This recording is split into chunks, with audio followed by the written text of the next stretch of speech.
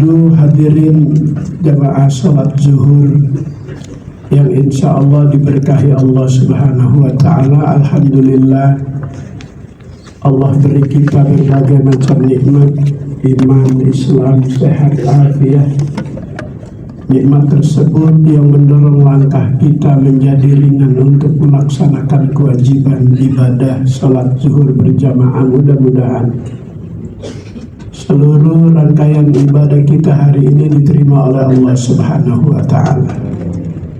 Masih di dalam kerangka bulan Dzulhijjah, bulan yang dimana Allah firmankan salah satu di antara bulan yang mulia. Inna iddatash syuhuri indallahi 12 syahran fi kitabillah. Sesungguhnya bilangan bulan di sisi Allah dalam setahun ada 12 bulan. Minha arba'atun hurum, di antara 12 bulan dalam setahun 4 bulan yang termasuk yang dimuliakan Allah. Apa saja tuh? Pertama Dzulqa'dah, yang kedua Dzulhijjah, yang ketiga Muharram, yang keempat Rajab. Sekarang kita ada di Dzulhijjah, sebentar lagi kita ada di Muharram, bulan yang dimana Allah bersumpah dengan ciptaannya sendiri. Wal fajri walayalin ash, demi waktu fajar. Ada apa Allah bersumpah dengan ciptaannya sendiri?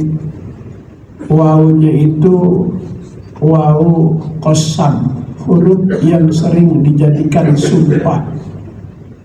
Huruf qasam itu ada 3, ada wawu, ba, ta. Sering dijadikan bersumpah. Wallahi, tallahi, billahi, wal fajri, demi waktu fajar. Waktu dimana dalam 24 jam yang paling istimewa. Orang yang sholat fajar lebih baik dibanding dunia dengan segala isinya. Kata Nabi, raka'atal fajri khairun minad dunya wa ma fiha. 2 rakaat salat sunat fajar lebih baik dari dunia dengan segala isinya. Artinya orang yang biasa mengerjakan salat sunat fajar, segala kebutuhannya dipenuhi oleh Allah Subhanahu wa Ta'ala. Walayalin ash, dan malam-malam ke-10.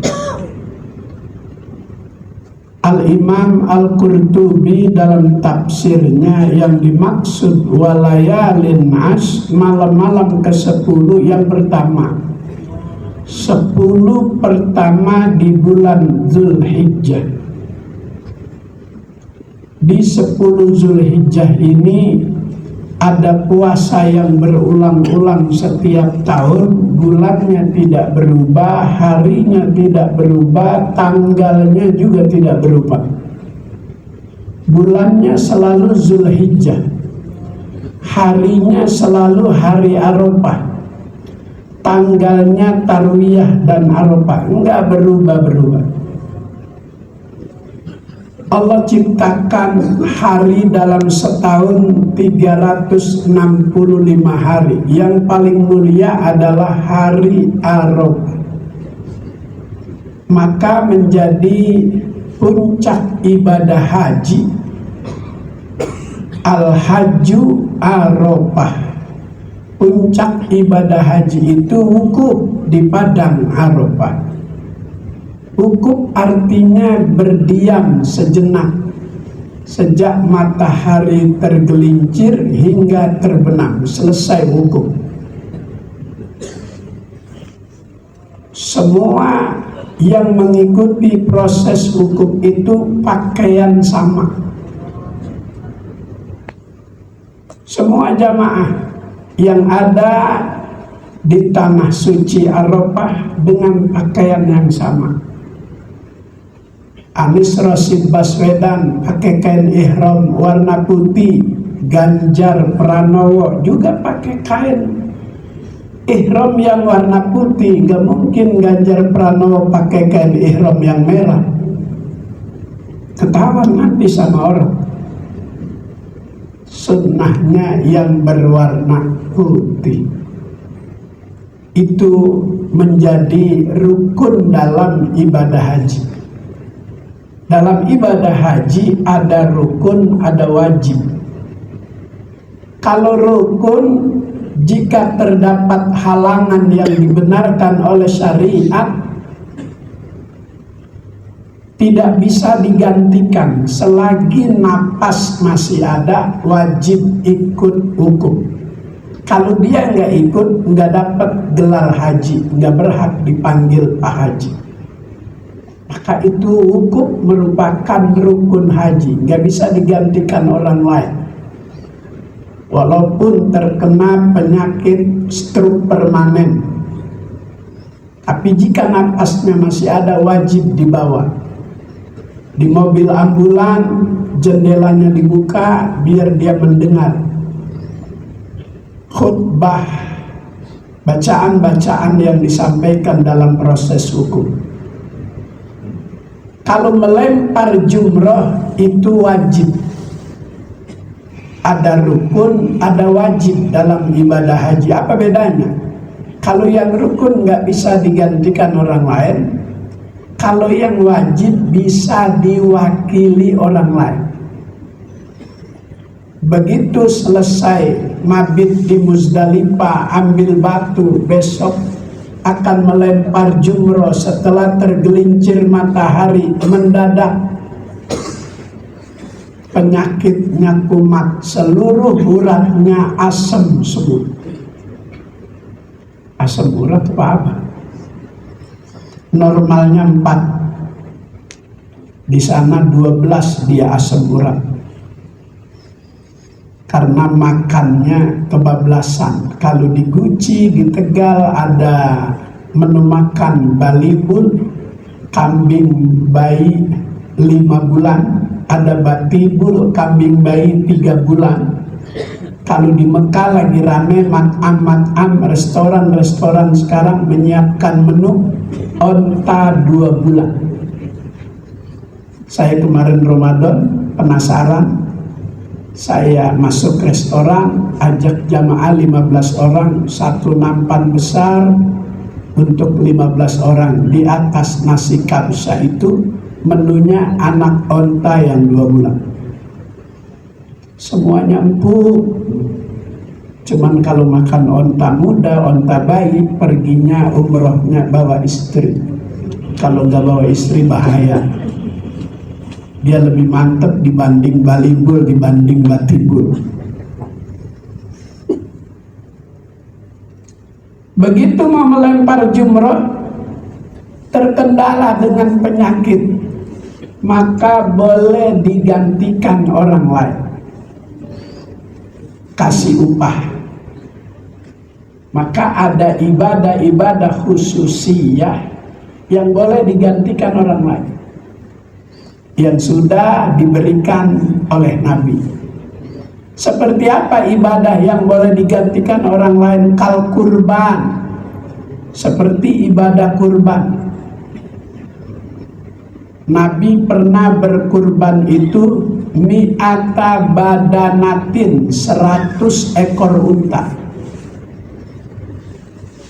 Nahara salasan wasitin, dari 100 ekor unta korban Nabi yang ia sembeli cuma nahara salasan wasitin, 63 ekor. Kenapa ia sembeli salasan wasitin, 63? Isyarat buat sahabat. Kalau Nabi hidup di dunia itu sebatas usia 63. Sudah ditentukan oleh Allah. Saat kita di rahim ibu kita, usia kandungan 4 bulan, ajal sudah ditentukan, jodoh sudah ditentukan, rezeki sudah ditentukan.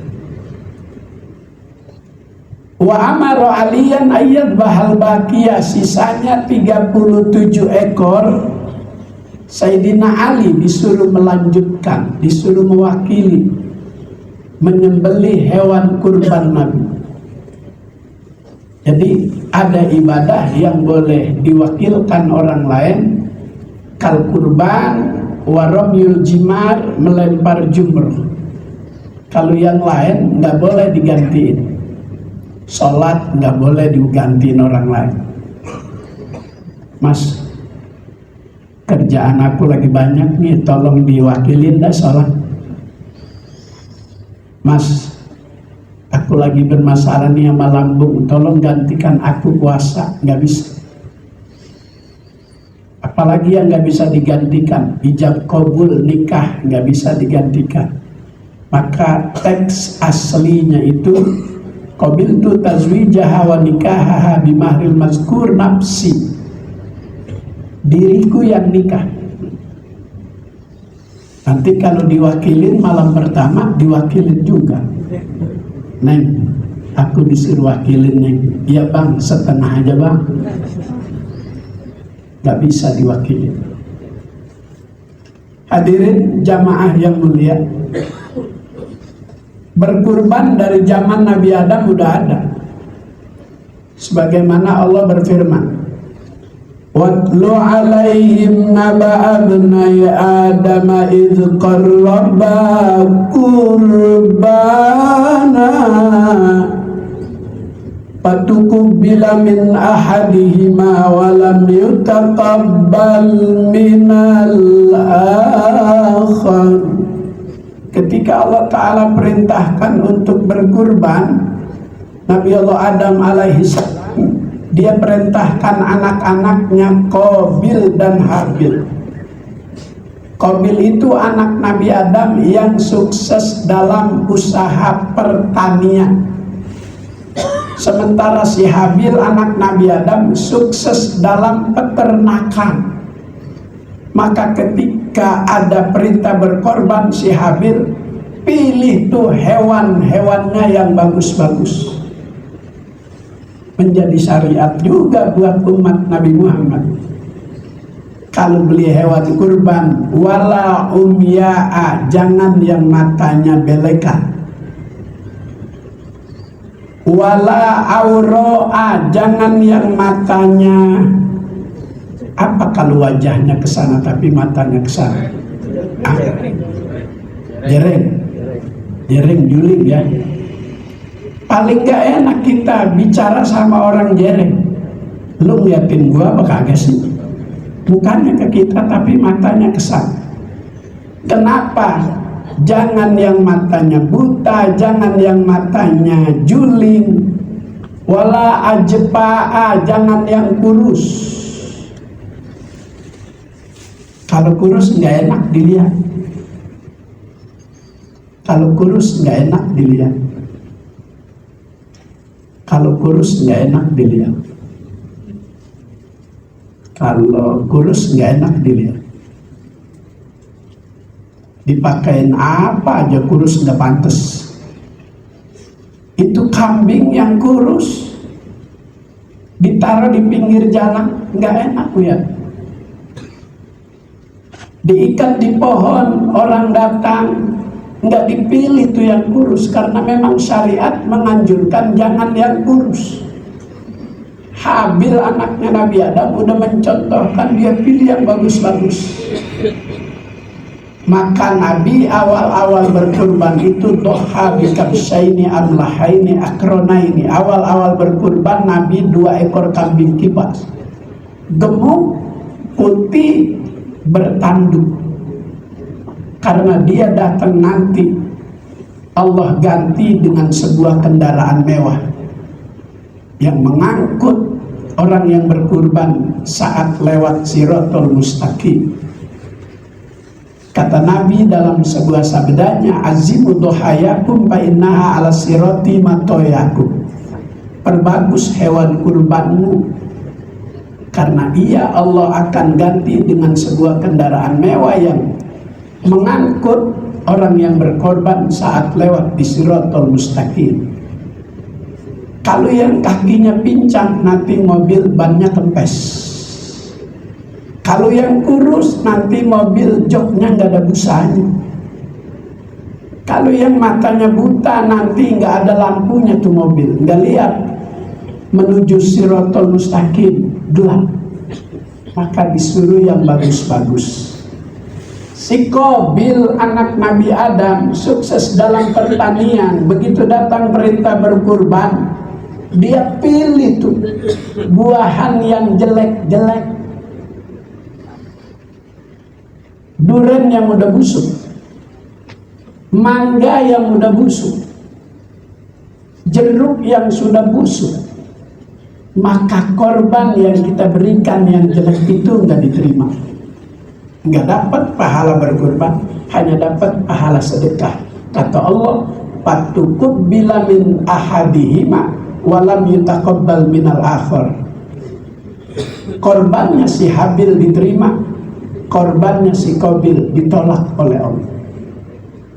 Maka ketika Nabi Allah Ibrahim alaihissalam mendapatkan perintah dari Allah, orang yang beriman, orang yang bertakwa, kalau dapat perintah Allah pasti dikerjakan, baik perintah itu masuk akal atau tidak masuk akal.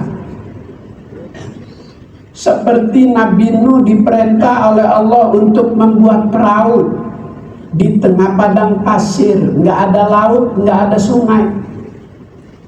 Karena ini perintah Allah, dilaksanakan oleh Nabi Nuh. Begitu selesai perahu dibuat, banjir bandang yang membuat Nabi Nuh pisah dengan anaknya si Kan'an. Potret anak yang melawan orang tua. Kata Nabi Nuh, "Ya bunayya rekam ma'ana," wahai anakku, Kan'an sini naik perahu sama ayah.